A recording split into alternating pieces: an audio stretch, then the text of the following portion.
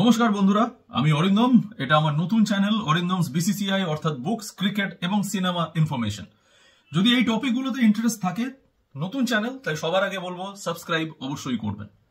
আজকে আমরা কথা বলবো ইন্ডিয়া ভার্সেস সাউথ আফ্রিকার ফার্স্ট টেস্ট, যেটা আজকে ইডেন গার্ডেন্সে শেষ হলো। এই টেস্টটি as an Indian cricket fan অবশ্যই দুর্ভাগ্যজনক আমাদের কাছে। মাত্র 2.5 দিনের টেস্ট ম্যাচ শেষ হলো এবং অপ্রত্যাশিতভাবে ইন্ডিয়া মাত্র 124 রান তাড়া না করতে পেরে হেরে গেল ম্যাচটা।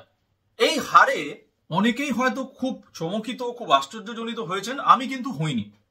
তার প্রধান কারণ, যদি একটু আগে আমরা ফিরে যাই, অর্থাৎ গত বছরে একটি টুর্নামেন্ট এখানে হয়, New Zealand versus India test match, যেটা ইন্ডিয়াতেই হয়েছিল। সেই 3 ম্যাচের সিরিজ ইন্ডিয়া কিন্তু হেরেছিল 3-0। একটা সময় দেশের মাটিতে টেস্ট ম্যাচ হারাটা প্রায় অসম্ভব হয়ে গেছিল আমাদের কাছে, ইভেন অস্ট্রেলিয়া বা ইংল্যান্ডের মতন টিমের কাছে। সেক্ষেত্রে নিউজিল্যান্ডের মতন একটা টিম, যারা হয়তো ওয়ানডেতে খুব স্ট্রং, ওয়ার্ল্ড কাপ টুর্নামেন্টস গুলোতে খুব স্ট্রং, টি-20তেও খুব স্ট্রং, কিন্তু টেস্ট ম্যাচে তাদের খুব একটা কেউ আমল দেয় না। যদিও তারা তার আগের বার WTC চ্যাম্পিয়ন হয়েছিল, তা সত্ত্বেও নিউজিল্যান্ডকে টেস্ট ম্যাচ টিম, তাও ইন্ডিয়ার মাঠে টার্নিং ট্র্যাকে কেউ অবশ্যই ফেভারিট হিসেবে ধরেনি। বাট তা সত্ত্বেও আমাদেরই মাটিতে 3-0 হারিয়ে দিয়ে গেছিল নিউজিল্যান্ড। আর তার কারণেই আমরা WTC ফাইনাল 2025-এ পৌঁছতে পারিনি, যেটা হয়েছিল অস্ট্রেলিয়া এবং সাউথ আফ্রিকার মধ্যে, এবং সাউথ আফ্রিকা সেখানে জয়ী হয়। আজকে এই হারে অনেকে ভাবতে পারেন বা এই রিজন যদি দিতে চান যে এই টিমটা এখনো ইনএক্সপিরিয়েন্সড, ইংল্যান্ডে তো দারুণ করলো, এইখানে এসে হয়তো পেরে উঠলো না। তাদের জন্য বলি, ওই টিমটি জাস্ট 1 বছর আগেই, তাতে কিন্তু বিরাট, রোহিতের মতন সিনিয়র ক্রিকেটাররা ছিল, তা সত্ত্বেও নিউজিল্যান্ডের সামনে দাঁড়াতে পারেনি। তাই এই সিরিজটা শুরু হওয়ার আগেই আমাদের একটা ব্যাপারে খুব ক্লিয়ার হওয়া দরকার ছিল, যে দেশের মাটিতে রিসেন্ট টাইমে আমরা কিন্তু টার্নিং ট্র্যাকে খুব একটা স্ট্রং নই।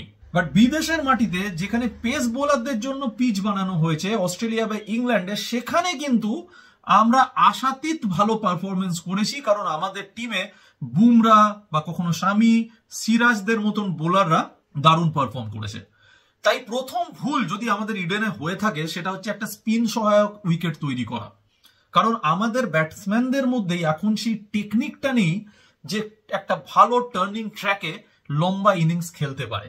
টি-20 টুর্নামেন্টস গুলো, যেমন IPL এবং সারা পৃথিবীতে যেগুলো হয়, সেখান থেকে অনেক নতুন তারকা সব টিমে উঠে এসেছে, নো ডাউট।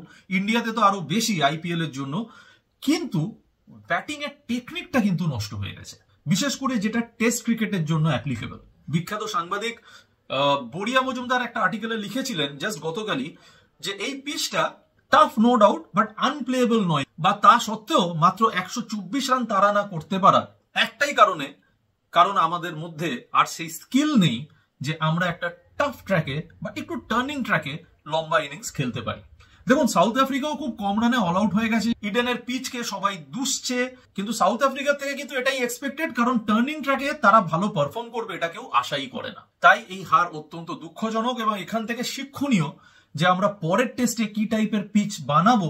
প্রতিপক্ষকে এখন ইন্ডিয়াতে ডেকে নিয়ে এসে টার্নিং ট্র্যাক বানিয়ে খুব সহজে হেসে খেলে হারিয়ে দেবো, সেই দিন কিন্তু চলে গেছে। বিপদে আমরা বেশি পড়ছি। বাট এই টেস্টটা দুঃখজনক এবং দুর্ভাগ্যজনক অন্য আরেকটা কারণেও হয়ে থাকবে, আর সেই কারণটা বুমরা, ঋষভ পন্থ এবং বাবুমাকে নিয়ে। ফার্স্ট ইনিংসে যখন টেম্বা বাবুমা, সাউথ আফ্রিকার ক্যাপ্টেন, ব্যাট করছিলেন, তখন একটি LBW সিচুয়েশন আসে, যেখানে আম্পায়ার আউট দেন না। প্লেয়ার্সদের মধ্যে একটা ডিসকাশন হয়, তাহলে কি থার্ড আম্পায়ার কল নেব, আমরা রিভিউ নেব।